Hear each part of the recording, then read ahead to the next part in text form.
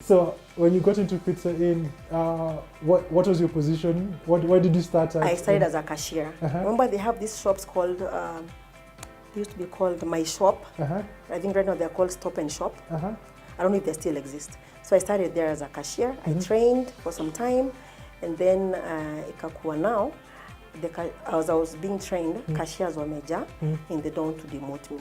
So I was told to choose between Galitos and Pizza Inn. So I chose Pizza Inn. Reason why? I don't know. But I chose Pizza Inn. Yeah. Because I love cooking though, but I didn't go for Galitos. I went to Pizza Inn. Yes. So I went there, I trained, and started as a cashier. So that didn't up. I was a cashier at Pizza Inn.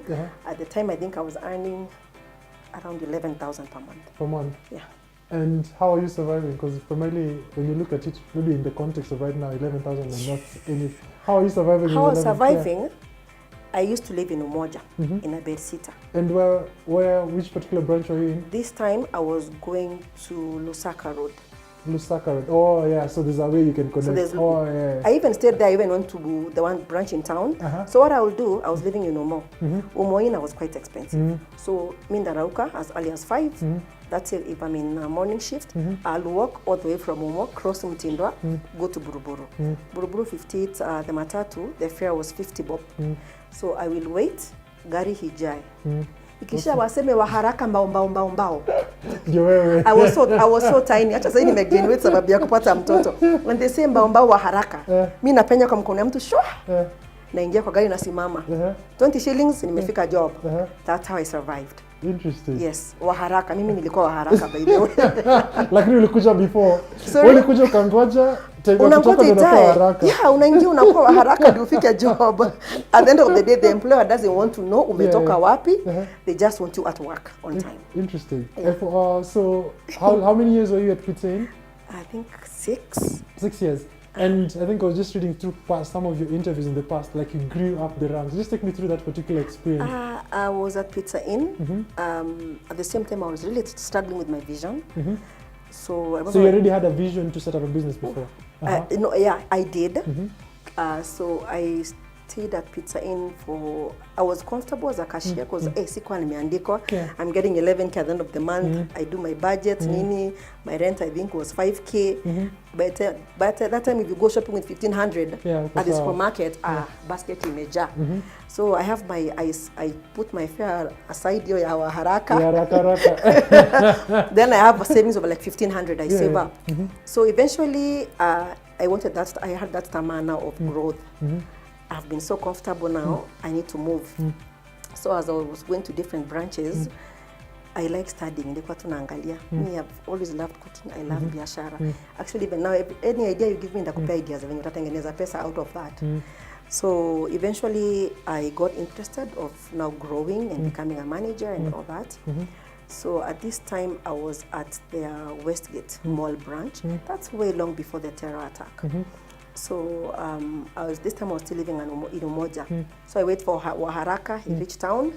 I get a matatu of Westlands, nafika hapo Sarit, then I walk down to Westgate.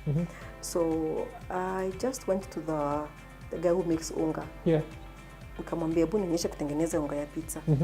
Tukatengeneza na few anaitwa dough mixer. Dough mixer, yeah. The guy is called the dough. Let's say it's a chef. So he was preparing dough.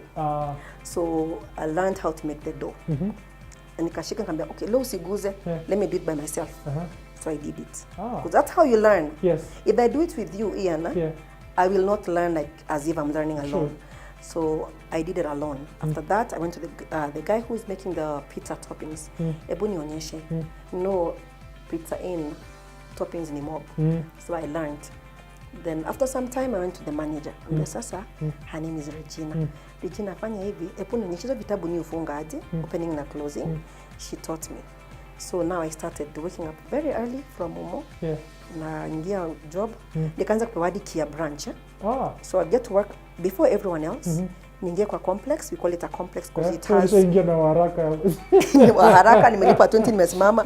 No one has to know my dear. But you have the key. Yes, apply your deal, usinuke sweat, ulikuwa umesimama kwa gari.